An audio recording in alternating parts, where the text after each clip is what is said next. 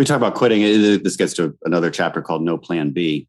And what I lay out as a concept there is not necessarily that you shouldn't have Plan Bs as defined as contingencies in your life. You should always have contingencies, but there's a mindset where that contingency becomes a crutch.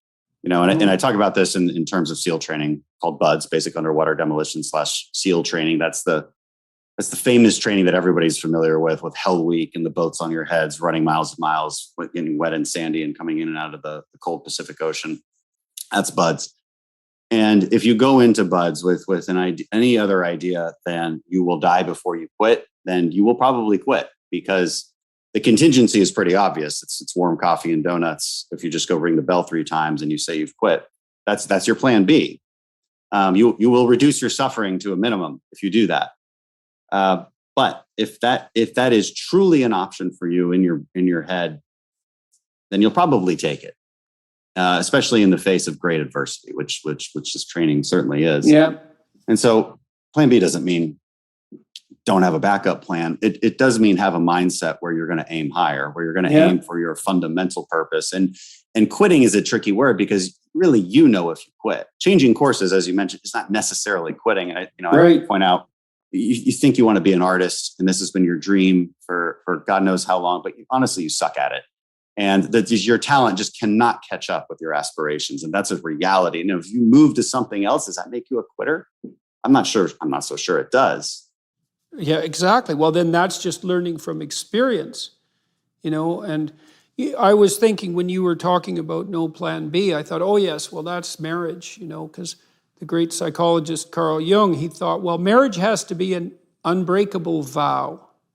Why? Because you have to be in 110%.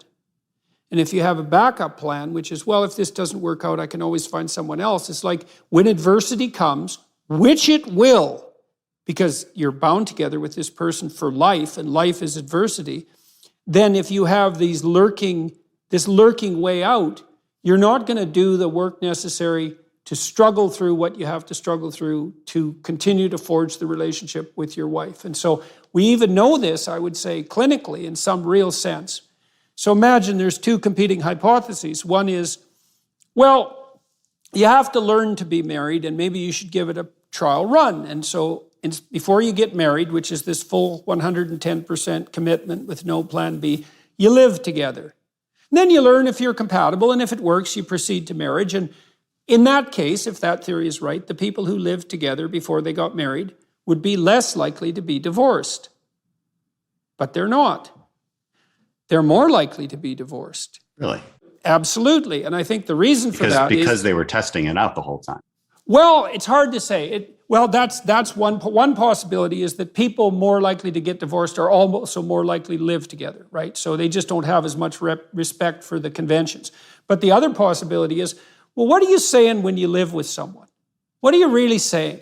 And I know what you're saying. I know what it is. It's like, I find you acceptably attractive for now, but there's some real possibility that I could do better. And maybe you could too.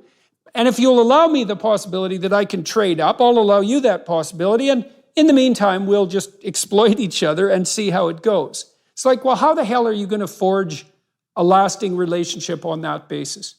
Maybe it has to be something like, well, I'm pretty bloody thrilled to have you, given all my flaws, and hopefully you feel the same way about me if I'm fortunate, and let's go all in on this. Like 100%, knowing it's going to be a catastrophe, because life is a catastrophe. We're not going to step outside.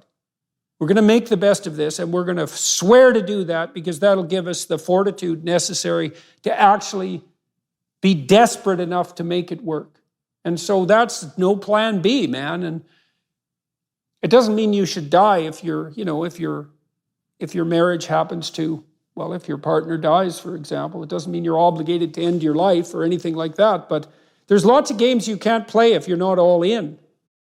It's a great point on marriage. It's funny because me and my wife, we took wedding photos on the BUDS grinder, which is sort of the central location of this hellish training that happens. And inscribed in a big plaque on one of the walls there is a famous SEAL quote, the only easy day was yesterday.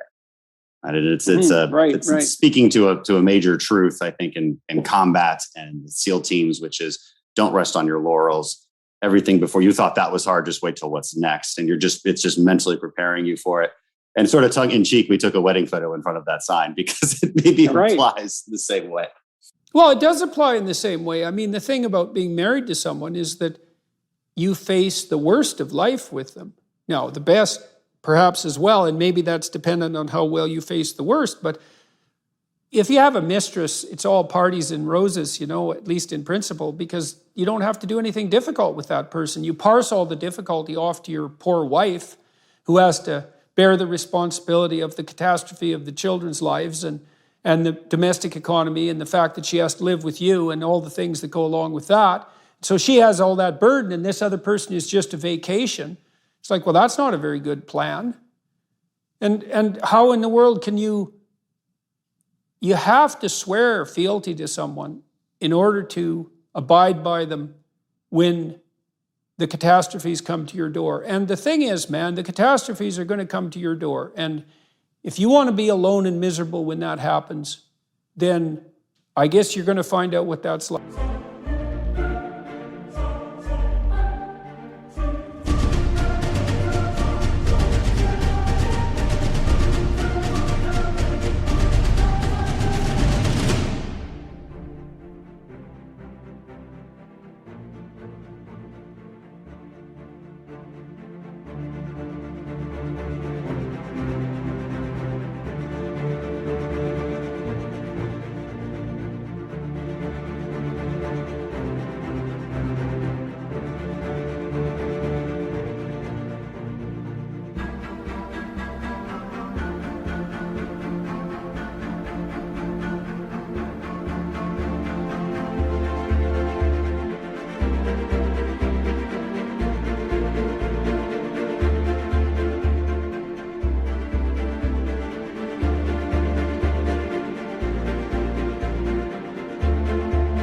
But if you have that bond that won't break, then maybe you can guide each other through the darkest places.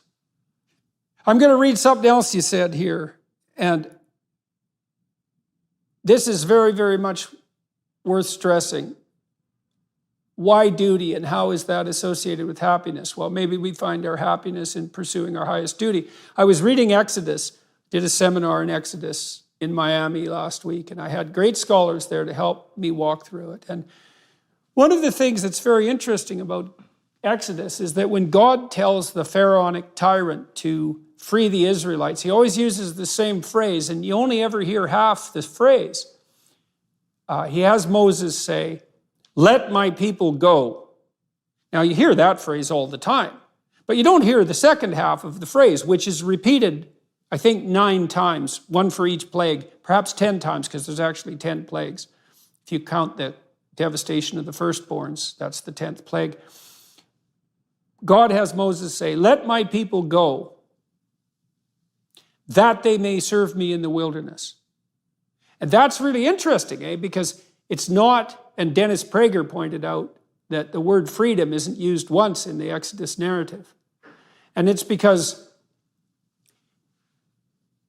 the freedom from tyranny isn't hedonism. It's not the blind pursuit of passions. It's the servitude to a higher purpose. Proper freedom is servitude to a higher purpose. Voluntarily accepted servitude to a higher purpose.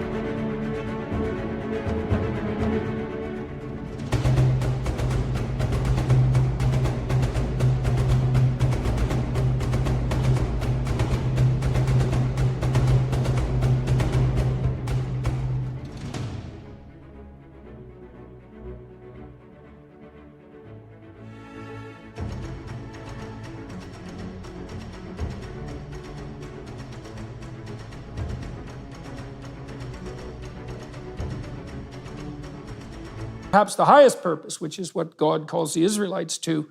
And you say in your book here, purpose is meaning. That's a hell of a thing if it's true. Purpose is meaning, especially if you find purpose in duty and responsibility, and I think you genuinely do, in sacrifice. I think that's true, deeply true. Purpose is meaning, and meaning is happiness. We don't think about happiness enough, and when we do not necessarily think about it properly. Happiness is neither joy nor entertainment. It is an ontological condition fundamental to our existence as humans. It's notable that when the founders drafted the Declaration of Independence, they listed up front 3 things to which we are all entitled: life, liberty, and the pursuit of happiness.